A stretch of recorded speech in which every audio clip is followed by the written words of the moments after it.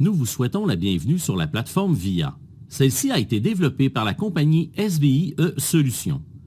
Afin de vous familiariser avec votre nouvel environnement de classe virtuel, nous débuterons par une courte présentation des fonctionnalités de cet outil.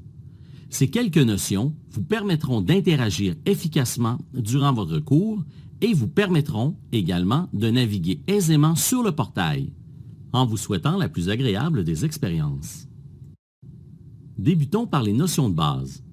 La zone de présentation, au centre de l'écran, est l'endroit où seront présentées toutes les diapositives et autres documents à être présentés par votre animateur. En bas à droite de votre écran se trouvent des outils pratiques tels un zoom afin d'ajuster la taille des diapositives affichées à l'écran. À droite du zoom se trouve un bouton qui vous permet d'afficher l'interface de VIA en plein écran. Pour revenir à l'affichage normal, il vous suffit de cliquer à nouveau sur ce même bouton. La fonction imprimante permet d'imprimer la page actuelle ainsi que toutes les annotations qui pourraient avoir été ajoutées sur celle-ci. Il est possible de connaître les informations relatives à votre connexion Internet en temps réel à partir du menu des options. Cet indicateur est également disponible devant le nom de chacun des participants. Votre indicateur devrait rester vert en tout temps pour une réception du signal optimal. En cliquant sur le menu des options, vous connaîtrez la quantité de données que vous émettez, recevez, ainsi que le délai de réponse avec le serveur. Votre indicateur peut parfois changer de couleur selon l'utilisation de la bande passante du moment. Si vous éprouvez des difficultés de communication avec votre lien Internet et que votre indicateur tourne au rouge, voici quelques points à valider. Il s'agit simplement de quelques conseils afin d'éviter des problématiques telles que des coupures et des pertes de son, des images vidéo figées, des délais dans la communication et possiblement des déconnexions. Premièrement, évitez les connexions sans fil, satellites, mobiles USB et cellulaires autant que possible. Le signal n'est pas toujours constant, bien qu'elles peuvent offrir un résultat acceptable.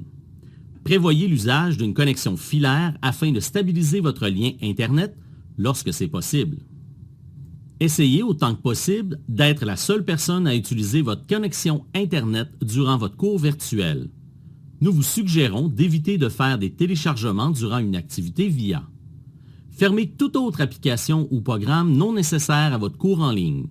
Nous vous suggérons d'activer votre micro et caméra au besoin seulement.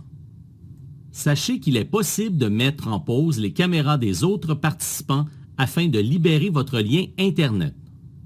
Finalement, assurez-vous d'utiliser un ordinateur en santé.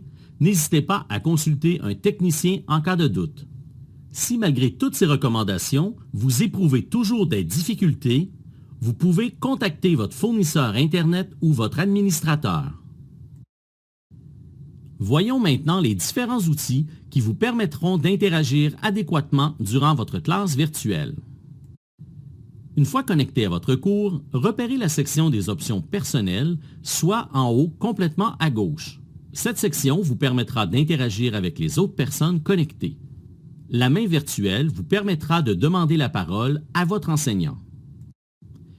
L'utilisation du pouce est pour signaler votre accord ou votre désaccord. L'usage de l'ampoule ou du point d'interrogation permet d'indiquer si vous avez compris ou non. Finalement, si vous prévoyez vous absenter de votre poste de travail, utilisez l'icône horloge ou encore le statut occupé pour aviser le reste du groupe. Lorsque vous levez la main, une alerte sonore est alors entendue par votre enseignant qui pourra ainsi vous donner le droit de parole. L'icône du micro devant votre nom se changera en l'icône de la main. De plus, votre nom se déplacera dans le haut de la liste des participants pour permettre à l'animateur de s'y retrouver plus facilement et ainsi mieux gérer la période de questions. Pour réinitialiser votre état, recliquez sur le premier bouton des options personnelles puis sélectionnez « Aucun état ». Le bouton non coloré, bleu dans notre exemple, indique qu'il est désactivé. Notez que les couleurs peuvent différer d'une organisation à l'autre. Pour ce qui est de l'utilisation de votre caméra et micro, sachez que c'est votre animateur qui pourra vous autoriser l'accès en temps et lieu. Si les boutons apparaissent grisés et non cliquables, c'est que votre enseignant ne vous a pas encore permis de les activer. Une fois que vous aurez le droit de les activer, cliquez simplement sur les icônes de caméra et micro et ceux-ci deviendront colorés et les autres personnes connectées pourront vous voir et vous entendre. La flèche à côté de ces deux icônes permet simplement de configurer vos périphériques afin d'ajuster le volume de votre microphone ou encore de sélectionner une autre caméra. Il est également possible d'interagir par écrit à l'aide de la section clavardage en bas à gauche de votre interface. Entrez votre message dans l'onglet désiré, chaque onglet étant un destinataire différent. Puis cliquez sur le bouton Envoyer. Cliquez sur le bouton plus si vous désirez ajouter un destinataire différent. Notez qu'il se peut que vous ne puissiez envoyer de message qu'aux animateurs. Votre enseignant pourra modifier les paramètres de la section clavardage s'il le désire. Pour terminer, voici les outils d'annotation qui vous seront rendus disponibles afin d'écrire au tableau ou encore sur la diapositive affichée à l'écran. Votre enseignant vous donnera accès en temps et lieu. Ces outils sont situés en bas à gauche de votre interface. Vous pouvez utiliser le crayon, le surligneur, les étampes, tels un crochet, une croix, une flèche, etc., selon le besoin. Vous pourrez utiliser l'outil texte, illustré d'un T, afin d'écrire lisiblement à l'écran.